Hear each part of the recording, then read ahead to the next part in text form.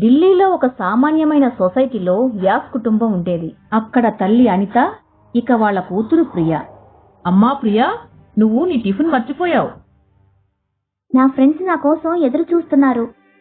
నేను క్యాంటీన్లో ఏదైనా తినేస్తాలే. ఓహో, ఈ కాలం పిల్లలున్నారే. అప్పుడే వాళ్ళ పక్కింటావిడ బయటకొచ్చింది. మీరన్నది అక్షరాల సత్యం మిసెస్ వాస్. మా అబ్బాయి కూడా అచ్చు ఇలాగే అన్నాడు. చూడండి మరి, పొద్దున్నే లేచి తన కోసం వంట చేశాను. తనేమో టిఫిన్ వదిలేసి వెళ్ళిపోయింది. మీకెలా అనిపిస్తుందో నాకు బాగా తెలుసు. ఈ కాలం పిల్లలు ఇలాగే ఉన్నారులేండి.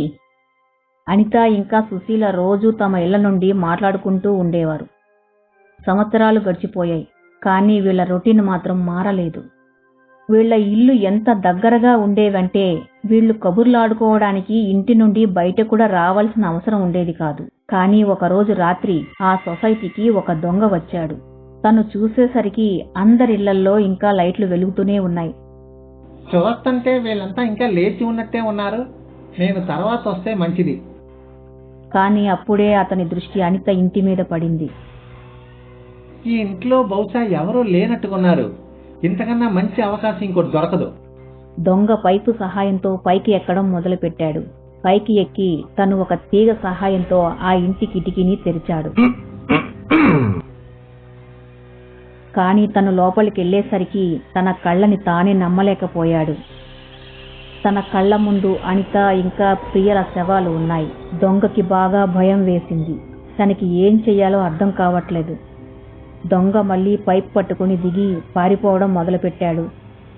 తను తిన్నగా పోలీస్ స్టేషన్కి వెళ్లి అక్కడ ఇన్స్పెక్టర్కి మొత్తం చెప్పేశాడు.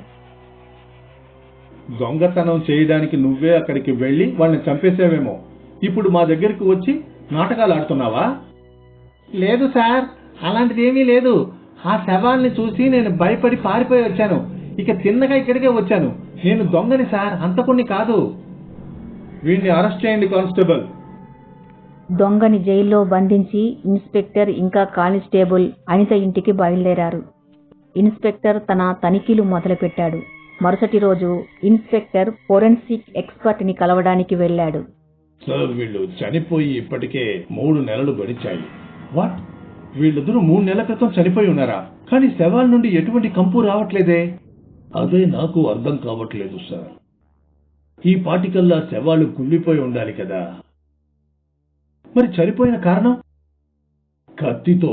ప్రియని ఒకరు కత్తితో పొడిచారు. ఇక అనిత తనని తానే పొడుచుకుంది. ఇలా కూడా అయ్యుండొచ్చు కదా. అనిత ప్రియని చంపిన తరువాత తనని తాను చంపుకుందేమో. అలా అయ్యే ఛాన్సులు కూడా చాలా ఉన్నాయి. అలాగే సార్. అక్కడి నుండి బయలుదేరి ఇన్స్పెక్టర్ సుశీల ఇంటికి చేరుకున్నాడు. సార్, వాళ్ళిద్దరిని ఎవరు చంపేశారు? అదే కదా కనుక్కోవాల్సింది. అయితే ఒకటి చెప్పండి, 3 నెలల నుండి మీ పక్కిల్లు మూసే ఉంది. మరి మీకు అనుమానం రాలేదా? లేదు సార్, నిన్నటిదాకా అంతా బానే ఉంది. అంతా బాగానే ఉందా? నిన్ననే కదా నేను మిసెస్ వ్యాస్తో కబుర్లు చెప్పాను. ఏంటి? అది ఎలా సాధ్యం? వాళ్ళిద్దరూ చనిపోయి 3 నెలలు అవుతుంది. ఏంటి? లేదు సార్, మీరు కావాలంటే ఎవరినైనా అడగండి. వాళ్ళిద్దరూ నిన్నటిదాకా బ్రతికే ఉన్నారు. నిన్న నేను ప్రియను కూడా చూశాను. అది విన్న ఇన్స్పెక్టర్కి మతిపోయింది. అసలు ఇది ఎలా సాధ్యమో అతనికి అర్థం కావడం లేదు. ఆ ఇన్స్పెక్టర్ మరికొంతమందిని అడిగారు. అందరూ చెప్పింది ఒకటే, ఆ తల్లి కూతుళ్ళు నిన్నటిదాకా బతికే ఉన్నారని. కొన్ని రోజుల తర్వాత ఇన్స్పెక్టర్ పోలీస్ స్టేషన్లో ఉన్నారు. అప్పుడే సుశీల అక్కడికి వచ్చింది. సార్, ఏదో గందరగోళం ఉన్నట్టుంది. ఎందుకు? ఏమైంది? ఈవేళకి ఆ ఇంట్లో లైట్లు ఆన్లోనే ఉన్నాయి. రోజు ఊదొత్తుల వాసన వస్తోంది. ఎవరో అక్కడ ఉన్నట్లు అనిపిస్తోంది, కానీ ఎవరో తెలియడం లేదు. కానీ మేము ఆ ఇంటిని సీల్ చేశామే. సార్, మీరు వచ్చి తనిఖీ చేసి చూడండి సార్. అలాగే, ఇవాళ రాత్రి నేనే స్వయంగా అక్కడికి వస్తాను. సుశీల అక్కడి నుండి వెళ్లిపోయింది. ఇక ఇన్స్పెక్టర్ ఆలోచనలో పడిపోయాడు. ఆ రాత్రి ఇన్స్పెక్టర్ ఇంకా కానిస్టేబుల్ తమ జీపుని ఇంటికి దూరంగా పెట్టి కూర్చున్నారు. సార్, ఇప్పటిదాకా అంతా బాగానే ఉన్నట్టుంది. అయినా మనం ఇంటిని సీల్ చేశాం కదా, ఎవరైనా ఎలా లోపలికి వెళ్ళగలరు? ఈ కేసు చాలా వింతగా ఉంది. చనిపోయి 3 నెలలు గడిచాయి, కానీ చుట్టుపక్కల వాళ్ళు వీళ్ళు బతికే ఉన్నారని చెప్పారు. ఏదో తేడా కొడుతుంది. అలాగే సార్, మీరు కావాలంటే నిద్రపోండి, నేను ఆ ఇంటి వైపు చూస్తూ ఉంటాను. లేదు సంజయ్, ఈ కేసు వల్ల నాకు నిద్ర పట్టడం లేదు. నాకెక్కడ నిద్ర వస్తుంది? అయితే పదండి సార్, మీరు నేను కలిసి ఫోన్లో స్నేక్ అండ్ ల్యాడర్ గేమ్ ఆడుదాం. ఈ ఐడియా బాగుంది. మనం తెలివిగాను ఉంటాం, అలాగే మనకి ఎంటర్టైన్మెంట్ కూడా అయిపోతుంది. ఇన్స్పెక్టర్ ఇంకా కానిస్టేబుల్ ఫోన్ మీద స్నేక్ అండ్ లేడర్ గేమ్ ఆడుతూ ఉండగా సడన్ గా అతనికి అనిత వాళ్ళ ఇంట్లో లైట్లు ఆన్ అయిపోయాయి. అలా చూడు సంజయ్. లైట్లు ఎలా వెలిగాయి? ఇద్దరూ జీపు నుండి బయటికి వచ్చి నిలబడ్డారు. ఇక అప్పుడే అనిత తన ఇంటి నుండి బయటకు వచ్చింది. అది చూసి ఇన్స్పెక్టర్ కానిస్టేబుల్ ఇద్దరి బుర్ర తిరిగిపోయింది. కానిస్టేబుల్ అక్కడే స్పృహ తప్పి పడిపోయాడు. సంజయ్ సంజయ్ సంజయ్ లే, సంజయ్ లే. దెయ్యం, దెయ్యం సార్, దెయ్యం ఉంది. ఇన్స్పెక్టర్ కానిస్టేబుల్ ని జీపులో కూర్చోబెట్టి తను మాత్రం అనిత వాళ్ళ ఇంటి వైపు బయలుదేరాడు. ఇన్స్పెక్టర్ ఇంటి తాళం తీసి లోపలికి వెళ్ళాడు. లోపలికి వెళ్ళగానే అతనికి గట్టిగా గొడవ పడుతున్న శబ్దాలు వినిపించాయి. నేను చెప్పాను కదా ప్రియా, ఆ అబ్బాయి నీకు సరైన వాడు కాదు. అమ్మా, నేను అతన్ని ప్రేమిస్తున్నాను. ఇక తననే పెళ్లి చేసుకుంటాను. నిన్ను ఈ రోజు కోసమేనా కష్టపడి కని పెంచింది? అదంతా నాకు తెలీదు. ఆ అబ్బాయికి 3 పెళ్లిళ్ళు అయిపోయాయి, అలాగే 3 సార్లు విడాకులు కూడా. ఇప్పటిదాకా అతన్ని అర్థం చేసుకునే వాళ్లే దొరకలేదు. అందుకే. కానీ అమ్మా, మేమిద్దరం ఒకరి కోసం ఒకరు పుట్టాం. వాడు నీతో కూడా అలాగే ప్రవర్తిస్తాడు, అచ్చు తన మిగతా 3 భార్యలతో చేసినట్టుగానే. అమ్మా, నీకు తను తెలీదు. అయినా సరే నేను తన బిడ్డకి తల్లిని కాబోతున్నాను. ఓరి భగవంతుడా, అసలు నువ్వేం చేశావు? ఇప్పుడు నేను ఈ లోకానికి నా మొహం ఎలా చూపించను? తండ్రి లేని పిల్లకి నేను మంచి బుద్ధులు నేర్పించలేదు అని ఈ సమాజం నన్ను వెక్కిరిస్తుంది. అమ్మా, మీరు ఇంకా సమాజం కోసం ఆలోచిస్తున్నారా? నా కోసం కాదా? నీకోసమే నా ఆలోచన, కానీ నువ్వు ఈ సమాజంలో బ్రతకాలి. అందుకే మనం రేపే అబార్షన్ చేయిస్తున్నాం. నేను అబార్షన్ చేయించుకోను.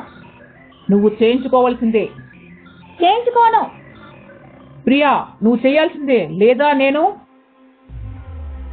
లేకపోతే ఏంటి? మీరు నన్ను చంపేస్తారా? అవును. ఇక అంతే, అనిత ప్రియని కత్తితో పొడిచేసింది.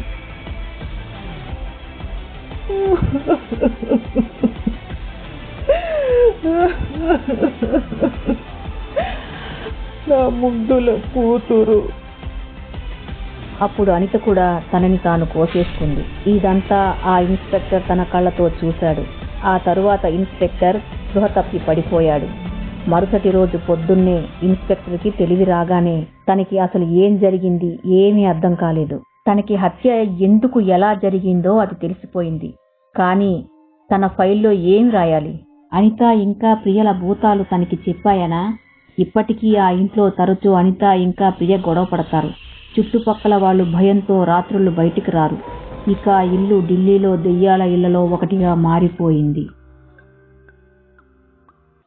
ఆజాంగఢ్ లో ఒక ఇంట్లో రాత్రిపూట అరుపులు కేకలు వినిపిస్తూ ఉండేవి. కాపాడండి, మమ్మల్ని కాపాడండి. అసలు అలా ఎందుకు జరుగుతుందో రండి తెలుసుకుందాం.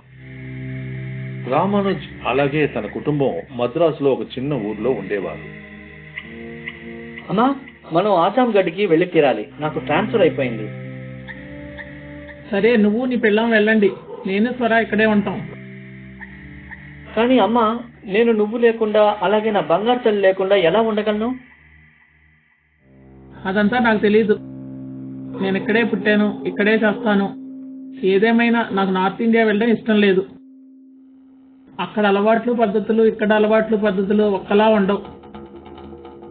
అలాగే మన కులదేవత కూడా ఇక్కడే ఉంటారు కదా. నేను రావడం లేదు. నువ్వు కావాలంటే నీ కూతుర్ని కూడా తీసుకుని పో. ఎలాగో తను ఇప్పుడు పెద్దదైపోయింది. ఈ ఊర్లో కాలేజీ కూడా లేదు కదా. బహుశా అక్కడ దీనికి మంచి చదువు కూడా వస్తుందేమో. అమ్మా, అయితే ఇదే నీ ఆఖరి నిర్ణయమా? అవును. రామానుజం ఎంత బతిమాలినా కూడా తన తల్లి ఆజాంగఢ్ రావడానికి అస్సలు సిద్ధపడలేదు. అందుకు రామానుజ్ తన భార్య, తన కూతురు సామాన్లు సర్దుకోవడం మొదలుపెట్టారు. త్వర గుర్తుపెట్టుకో, అక్కడికి వెళ్ళి మన పద్ధతిని మర్చిపోవద్దు. అలాగే రోజు కులదేవతకి పూజ చేస్తూ ఉండు, లేదా ఆవిడకి కోపం వస్తుంది. మన కులదేవత కోపాన్ని తగ్గించడం చాలా కష్టం. అలాగే నానమ్మ. ఆ మరుసటి రోజు రామానుజు తన భార్య కూతుర్ని తీసుకుని ప్రభుత్వ వాహనంలో బయలుదేరి వెళ్ళిపోయాడు. కానీ వాళ్ళకి మాత్రం ఏం తెలుసు, వాళ్ళకి అసలు ఏం జరగబోతుందో. వాళ్ళు పాపం చాలా సంతోషంగా ఉన్నారు. ఎంత బాగుండేదో కదా నానమ్మ కూడా మనతో వచ్చుంటే. నీకు నానమ్మ గురించి తెలుసు కదా, నేను ఎంత సర్ది చెప్పాను, కానీ ఆవిడ ఒప్పుకుంటేనే కదా. పోనీలే, నువ్వు ఒకటే గుర్తుపెట్టుకో, మనం వీలైనంత త్వరగా ఆ ఊర్లో వాళ్ళతో బాగా కలిసిపోవాలి. ఆ, నాకు తెలుసు. అలాగే మీరు త్వర కోసం మంచి కాలేజీ కూడా వెతకాలి కదా. దాని గురించి నేను నా కొలీగ్ తో చెప్పుంచాను. మనం చేరుకోగానే స్వరాని మంచి కాలేజీలో అడ్మిషన్ చేయిస్తాడు. రామానుజ్ ఇంకా తన కుటుంబానికి అజాంగఢ్ చేరుకునేసరికి చీకటి పడిపోయింది. వాళ్ళు కారు నుండి దిగేసరికి వాళ్ళు చంద్రుడిని చూసి నమస్కారం పెట్టారు. అప్పుడే తన ఆఫీస్ కొలీగ్ అక్కడికి చేరుకున్నాడు. మీ ప్రయాణం ఎలా జరిగింది? బాగా జరిగింది, ఏదో కాస్త అలసటగా ఉంది. మీరు ఇప్పుడు కారు నుండి దిగ్గానే ఎవరికి నమస్కారం పెట్టారు? ఓ అదే, అది మా కల్చర్ లో చంద్రుడికి కూడా నమస్కారం చేస్తాం. ఎలా అయితే పొద్దుటే సూర్య భగవానుడికి చేస్తామో అలా. ఓ అలాగా, కానీ కాస్త వింతగా లేదా చంద్రుడికి నమస్కారం పెట్టడం? మా వైపు అందరూ చేస్తారు, అందుకే మాకు మాత్రం ఇది మామూలే. సరే వివేక్, రేపు పొద్దుట ఒక పంతులు గారిని పిలిపించు. ముందుగా ఇంట్లో కులదేవత విగ్రహాన్ని ప్రతిష్ఠించాలి. అలాగలాగే, దాని గురించి పంతులు గారికి ముందే చెప్పాను. ఆయన పొద్దుటే 6ంటికే వచ్చేస్తారు. అప్పటిదాకా మీరంతా విశ్రాంతి తీసుకోండి. నేను భోజనం కూడా టేబుల్ మీద పెట్టించేశాను. థ్యాంక్ యూ వివేక్, మంచి పని చేశావు. వివేక్ అక్కడి నుంచి వెళ్ళిపోయాడు. రామానుజ్ తన కుటుంబంతో కలిసి ఆ ఇంట్లోకి వెళ్ళిపోయాడు. ప్రయాణం కారణంగా వాళ్ళకి బాగా ఆకలి వేసింది. అందుకే వాళ్ళు ఫ్రెష్ అవగానే తిన్నగా భోజనానికి కూర్చున్నారు. అమ్మ దోశ లేదా? త్వరది నార్త్ ఇండియా తల్లి, ఇక్కడ డిన్నర్ కి దోశలు తినరు. కానీ మనం తింటాం కదా. నువ్వు ప్రస్తుతానికి చపాతీ కూర తినేసేయి. రేపు నేను నీకు దోశలు వేసి పెడతాను. సర్వాకి ఇష్టం లేకపోయినా చపాతీ కూర తినాల్సి వచ్చింది. ఆ తర్వాత వాళ్ళు వారి వారి గదుల్లోకి వెళ్లి నిద్రపోయారు. మరుసటి రోజు పంతులు గారు వచ్చారు కులదేవత విగ్రహాన్ని ప్రతిష్ఠ చేయడానికి. అయ్యగారు, మీ ఇంట్లోనే కులదేవత విగ్రహాన్ని ప్రతిష్ఠ చేయాలి కదా? అవును, మీరు లోపలికి రండి. పంతులు గారు పూజ గదిలో మంత్రాలు చదవడం మొదలుపెట్టారు. కులదేవత విగ్రహాన్ని తేండి, అలాగే ఒక గిన్నెలో పాలు కూడా తీసుకుని రండి. రామానుజ్ భార్య ఒక పాత్రలో పాలు తీసుకుని వచ్చింది. అలాగే రామానుజ్ ఒక ఎర్రటి గుడ్డలో చుట్టి ఉన్న కులదేవత విగ్రహాన్ని తీసుకొచ్చాడు. రామానుజ్ ఆ విగ్రహాన్ని పంతులకి ఇచ్చాడు. పంతులు ఆ విగ్రహానికి పాలతో అభిషేకం చేశాడు. ఇలాంటి విగ్రహాన్ని నేను మొదటిసారి చూశాను. ఇది ఏ దేవత విగ్రహం? ఇది రుద్రభైరవి విగ్రహం. రుద్రభైరవి మూర్తిని ఎక్కువగా మంత్రగాళ్లు, అఘోరీలు పూజిస్తారు కదా? లేదు లేదు పంతులు గారు, మా ఊర్లో అందరూ రుద్రభైరవినే పూజిస్తూ ఉంటారు.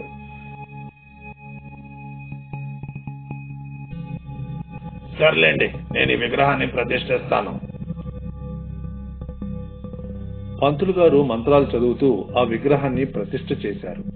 ఇక ఆయన దక్షిణ తీసుకుని బయలుదేరిపోయారు. రామానుజు పక్కింటి వాళ్ళకి గుడికి వచ్చినప్పుడు పంతులు గారు అతనికి ఇలా చెప్పాడు. జాగ్రత్తగా ఉండండి, మీ పక్కింట్లో వాడు మంత్రగాడిలా ఉన్నాడు. వాళ్ళు చాలా అమాయకుల్లా కనిపిస్తున్నారే. వీళ్ళు మంత్రగాళ్ళ? ఏమో మరి, పంతులు గారు చెప్పారు మరి. అలా చూడు, వాళ్ళ డాబా మీద నిలబడి చంద్రుడు నమస్కారం పెడుతున్నారు. అయితే వీళ్ళు ఖచ్చితంగా మంత్రాలు తంత్రాలు వచ్చుంటాయి. ఊళ్ళో వాళ్ళు చెవులు కొరుక్కుంటూ ఉండేవారు. అలా ఒకరోజు అందరూ కలిసి ఒక సభ ఏర్పాటు చేసుకున్నారు. మనం ఇలాంటి మంత్రములు చేసే వాళ్ళంతా ఈ వీధిలో ఉండనివ్వకూడదు. నాకైతే చాలా భయంగా ఉంటుంది. అయితే నేను విన్నది నిజమే. ఈ మంత్రాలు అవి తెలిసిన వాళ్ళ పిల్లల్ని కూడా బలిస్తారట. నాకు ఆలోచిస్తేనే భయంగా ఉంటుంది బాబో. మనం వీళ్ళని ఇక్కడ నుండి తరిమేయాలి.